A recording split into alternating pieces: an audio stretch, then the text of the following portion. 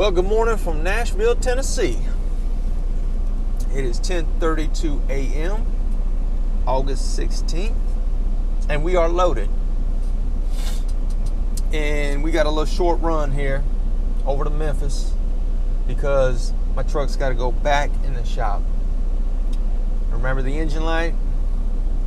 Well, it went in the shop Sunday for 6 hours, came out, the engine light was off, and about 150 miles down the road the next day, it came back on. So, I'm being routed back to the shop. But I want y'all to see where I'm at up in the cut here. And if y'all ever become truck drivers, it ain't all interstate. And sometimes it's back in the cut. And there ain't no signs. And you mess around and you pass up these areas. Might not be nowhere to turn around down the road. So do your research before you set out on a trip. Now, I'm pretty familiar with Nashville as a whole, and I've been by the airport. I've just never been back over here in the cut from the airport. Now, this is one of them little blind spots right here. Warning, truck weight violation. And then you get these little weight violation warnings, but we're supposed to be back up in here because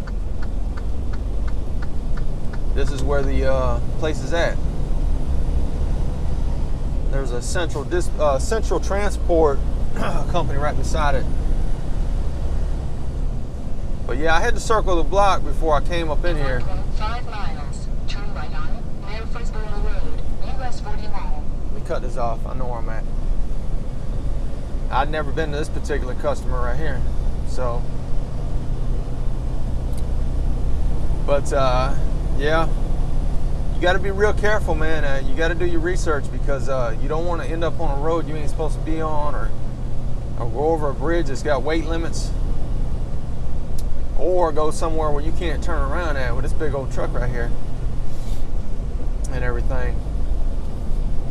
But we're about 4 hours out from Memphis. Like I said, a little short run, kind of a headache. I could have been here last night. The night dispatch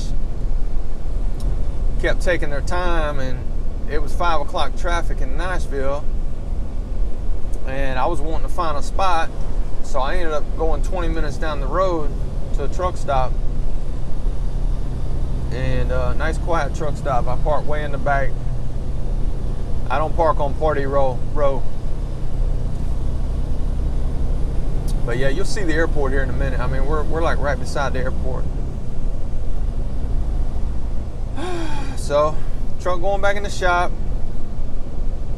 Man, I'll tell you what, man, it's very discouraging sometimes. But it's all part of the territory. You're gonna be a truck driver.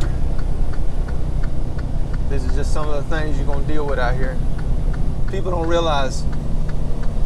Now, I even told my fleet manager, I said, I know you guys know all the office side to it. I said, but y'all ain't got no idea really what we go through out here. You know, yesterday I had a load that brought me from Ohio to Nashville to the Home Depot store. It was an actual store, not a DC. And I had been there a couple years ago. And thing is that you can't turn around back there where the deliveries are made, so you have to back in. It's in a plaza. You have to back in all the way around the building, and there's a church on the corner of the strip center, and then they got all these cones set out where they don't want you on their property, and then on the other side they got these cones because it looks like that side of the property is on the edge of like some type of retention canal, and I guess over time it's kind of gave way, so they don't want you getting that close to it, and which is good to know, especially when you got almost 80,000 pounds. You know, you got almost 80,000 pounds. You don't want to go off the road there.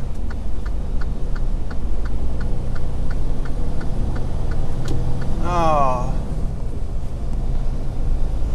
Yeah, we got loaded quick. I didn't think it was going to be that quick. I had already planned, you know, once I got over here and got on the door, I was going to make me a little breakfast and brush my teeth. Well, hell, I didn't even finish eating good before they were done loading. And then I got out. There was a guy backing beside me. And I got out and helped him because it was kind of a messed up lot. You know, if you went too far forward, you were going to be off in the grass. And he had the same kind of truck I got. They sit real low to the ground. You know, you don't want to tear up the ground effects on the bottom here. And so I got out there and helped him and everything. We had to move one of them little concrete parking stops out the way. It had these pieces of rebar sticking up. So I was going to get up at 4 this morning. I had done Googled it and seen it. They open at 7. I was going to get up at 4, which that was my plan. I was going to leave at 5, get over here at 6, beat the traffic, well, most of it. And then I was going to be here bright and early when they got open at 7. But man, I woke up at 4 o'clock and I said, man, I wasn't feeling it. I said, to hell with this. I said, I shut the alarm off and went back to bed. Now, if dispatch would have went ahead and dispatched me, you know, kind of quick last night because I didn't want to go. I ended up going in the opposite direction of the pickup today. So the truck stop was like 20 minutes west of where I was at the Home Depot store. I wanted to stay right there at the Home Depot store, but they had signs, no overnight parking and all this. So I said, you know what? Let's just go down to the truck stop. I don't want to be bothered. I'm the type, when I'm out here on the road, I don't want somebody knocking on the truck telling me to move. I've been there, done that. It's not fun. You know, sleep is very important when you're out here operating these vehicles. I mean, that's the whole deal of it, man. Be safe, and your rest is part of being safe. You know, some people can go off 4 or 5 hours of sleep and feel okay. Me, I can't do it. I can't do it consistently. I can do it a couple of days here and there, but then I need to catch up and get me a full 8 hours. Hell, I got like 9.5 hours, I think, last night. Oh my God, look at this guy. See, these people, they hesitate. That's the problem. They hesitate. They're freaking distracted. They probably just picked somebody up from the airport. Is this one turning lane or 2 turning lanes? 1 turning lane. I got lucky this morning, man. I came through here about 8:30 and there wasn't really a whole bunch of traffic. I mean, there was traffic, but it wasn't like it was at a standstill. It was moving. You know, Memphis gets credit as the biggest city in Tennessee, which it is. But I tell you what, Nashville is one busy place. Yeah. Now I tell you what, you come through here at peak time, it sucks. So we're on I-40 headed westbound.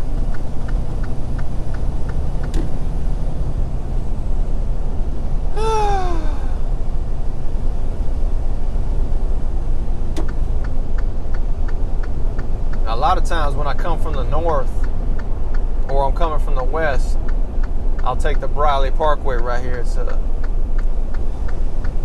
like a bypass. I did that yesterday because I had a hazmat load coming in. Now, as far as I know, there's no signs here in Nashville saying no hazmat downtown. I ain't never seen none. But according to the rules, you're supposed to avoid the nucleus of the city if at all possible. Now, a lot of cities you go through, they'll have a sign up, hazmat must take bypass. placarded vehicles must take bypass. So you got to constantly be reading these signs, you know. Once you know the area, I mean, it's pretty easy. I could right now, I could, without a GPS, I could get back to my terminal from here. I know exactly where I'm at. So you'll get a couple of shots of the city here in a minute. I'll tell you what, it's beautiful coming through here at night though. Downtown, they got all these buildings lit up. Got these special effect lights. Supposed to get a lot of rain today, tomorrow, and the next day. And that was another thing. I was hoping I was going to get loaded and get out of here before the rain came. I just didn't feel like putting all that rain gear on. I mean, I got a nice coat, I got waterproof boots, but it's still a pain in the ass. I mean, I've already tracked dirt inside here because of the dirt parking lot over there at that customer. I'm gonna have to clean that up when we get over here. That's why I don't put any throw rugs and stuff in here, because it's just all you're gonna do is get them filthy. At least with this vinyl flooring, I'll take my Clorox wipes or baby wipes and I can you know, get up the wet dirt and everything.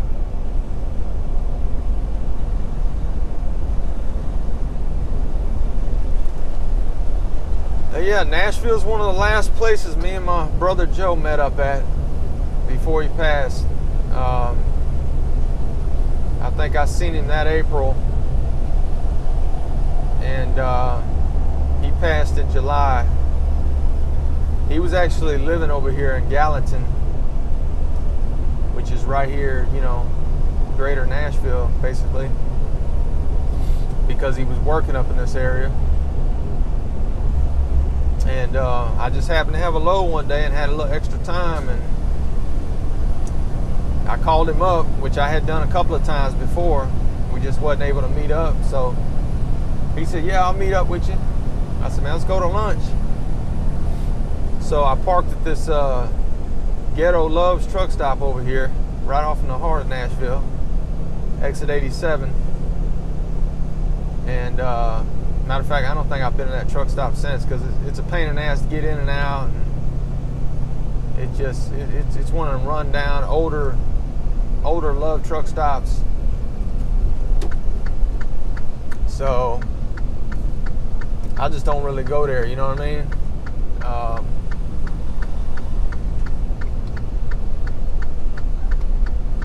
They're gonna let me over. You gotta really watch it, the way these lanes change over here in Nashville. I mean, you'll be going, you gotta get in the left 2 lanes, then you'll go around the corner, you gotta get in the right 2 lanes.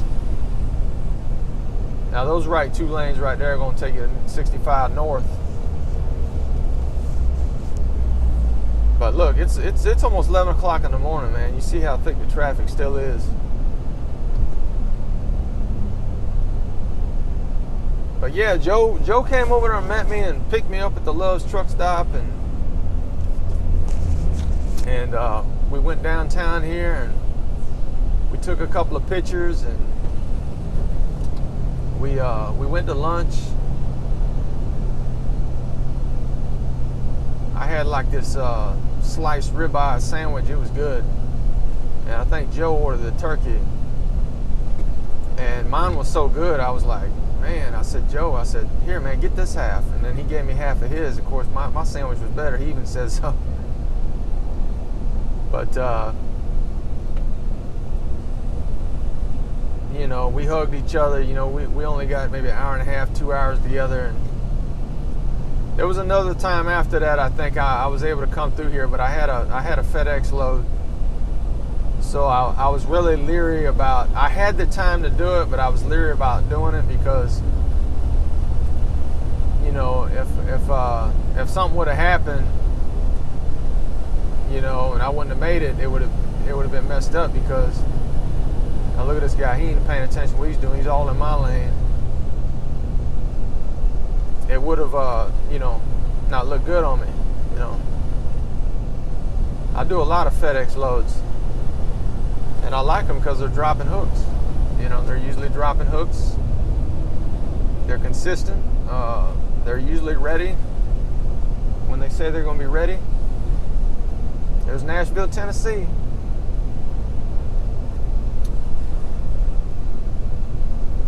But yeah, it's a beautiful city, and I thought about taking some time off here before, because there's a TA right here in the heart of downtown.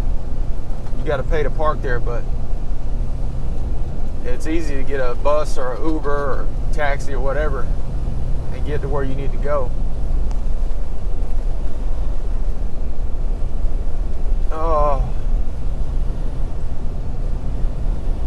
But this is also a place where I can go anytime. I mean,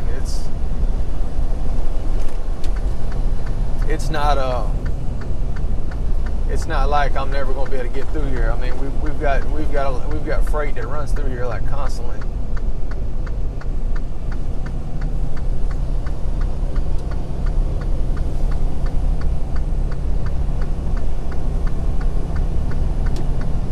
See what I mean? The right 2 lanes, switch back over.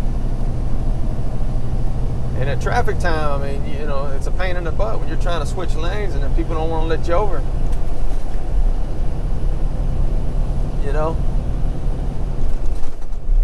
Go Johnny Cash billboard. I forget that movie I was watching on him. Man, he had a lot of issues, man, when he was young, and man, he was into drugs and alcohol, and man, just acting a fool.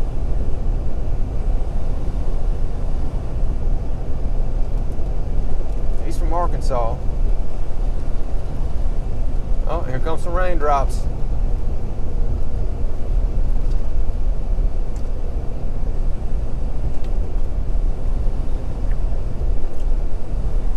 But it worked out.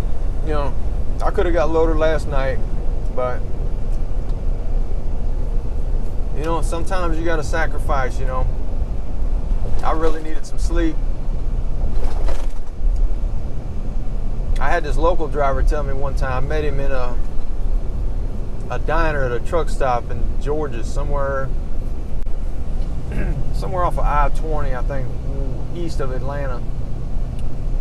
There was a Denny's or something. At the Pilot. And now look, I got to get over it yet again. Just ridiculous or what?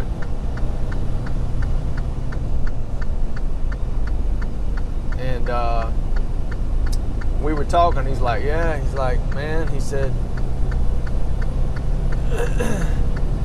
man, I used to get more sleep as an over-the-road driver, because him being a local driver, he's working, long days every day. He's going home, but he's also working 14 hours a day, and then, he comes home. By the time you shower, eat, and get some sleep, I mean, it goes quick. And then you got to figure your commute time, your vehicle to the shop, wherever your truck's at. And he's like, yeah, man, he said, I want to go back over the road. He said he couldn't right now because he had a ticket that was preventing him. He claims it was for being in the left lane. He wasn't supposed to be in the left lane. I mean, I can't imagine that being stopping you from getting an OTR job, as bad as they need drivers out here. Man, there's such a driver shortage. The driver told me the other day, he works for Walmart, said that even Walmart, which has got a great package plan, even they have a driver shortage. So that's why it's important to keep your CDL clean, and don't get a bunch of bad stuff on your driving record. Because like one of my instructors told me, he said, man, you keep your CDL clean, he said, you'll always have work. Even when the economy's bad, you will always have work. You will always have somebody that's going to be willing to hire you. And it's true, man. I see it everywhere. I see it everywhere. There are signs everywhere wanting drivers.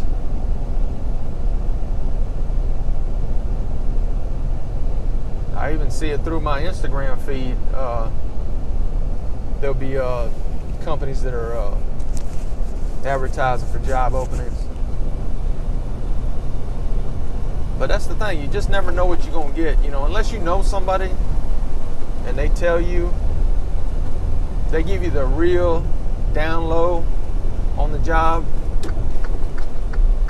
But you got to be careful of these guys that are out here recruiting for these companies, because they get a referral fee. And every driver they bring in, they're collecting a referral fee. And to me, as long as money is involved, to me, you know, you can't help but see that there's going to be an ulterior motive involved, you know. But you got to be careful, because they'll tell you anything you want to hear to get you to come over there, and you give them, they want to give you their name and their truck number or their driver code, and next thing you know, you done got hired, you over there, and come to find out it ain't what you thought it was going to be, you know. And you know, that guy got his money, you know. And you're like, wow, now I'm over here. Do I quit, go back where I came from, or do I try to seek out another job, or do I just suck it up? You know? You know, I don't know about everybody else, but I don't like changing jobs. To me, it sucks. You know, I like to stay with a company. I like to build relationships. You know, I like to be known. I like to know them. I like to know who to talk to. You know, I'm not saying I'm going to stay with this company forever, but they treat me pretty good. And that's, at the end of the day, all I care about is making a good check and being treated right. That's all I care about. You know, having nice equipment, nice dependable equipment, having equipment that, you know, you tell them something's wrong with it, you know, they'll fix it, which they always have. You know, and that's important, you know what I mean? They put Michelins on these trucks, especially on the steers, which that's very important to me. I think it's a real good tire. I feel comfortable with it. I feel safe.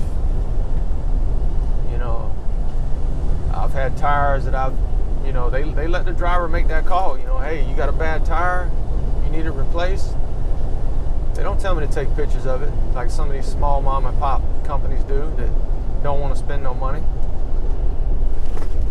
You know, at least these mega carriers, you know, they have the resources. They got the capital. You know, they have money in reserve. I mean, they have cash reserves, man. And that's why it's hard to compete with these big companies, because they can absorb the bad times, because during the good times they're stockpiling. You know, that's why I feel like, you know, they can give you a raise, because as long as you're not costing them money, overweight tickets, as long as you're not costing them money through insurance because you're bad driving, as long as you're not tearing up their equipment and costing them hundreds and thousands of dollars for even minor, you know, things done to the vehicle, you'd be surprised what just a scrape costs to fix from a body shop. You know, so my philosophy is, you know what, if I'm not costing them money in those areas, then they can afford to give me a raise, you know what I mean? And, you know, that's what I've experienced as I've been over here, man. They've been pretty good about, you know, I went to them and said, hey, you know, how about, you know, especially in the beginning, you know, once I proved myself, hey, you what about a little raise here? And then after that initial time, I haven't had to ask anymore. So, that's important to me, man. It's important to me to have a company that's going to take care of me, man. And believe me, I'm going to take care of the company. I'm going to take care of this load back here. I'm going to protect it. I'm going to keep it secure, just like it's mine. And that's what I do. The wind's picking up a little bit. Thank God I got a light load.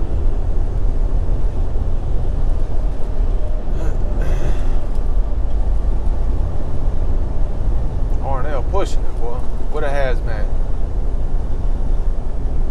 That's one thing I don't think I could work for them LTL companies like R&L carriers, Estes, Old Dominion, UPS, FedEx, because they're always freaking hauling butt, dude. And it's just like they're on such a tight time schedule.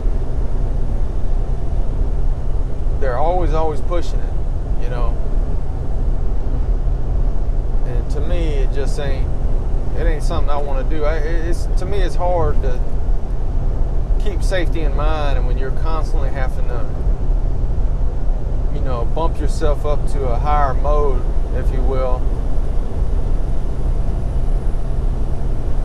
to keep your speed maximized. And a lot of times those carriers I just called out, man, they're always going over the speed limit, always. Now I will say, out of all of them I just named, the most professional company out of all of them is UPS. In my experience, what I've seen, most of the drivers I've seen on the highway, they're professional.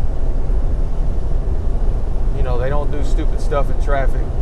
They do push it. If their truck will go over 65, they're going to push it. But FedEx is one of the worst ones, man, believe it or not. I see them all the time out here running stop signs. They're in the wrong turning lane. Trucks are supposed to be on the outside turning lane. They'll be on the inside turning lane. I don't even worry about it, because when I bend that corner and they hit me, guess what? They're going to get cited, because they're in the wrong lane to begin with. So I don't worry about it. But anyway, that's all I got for now. We're going to go ahead and sit back, turn on the radio, and get on down to Memphis.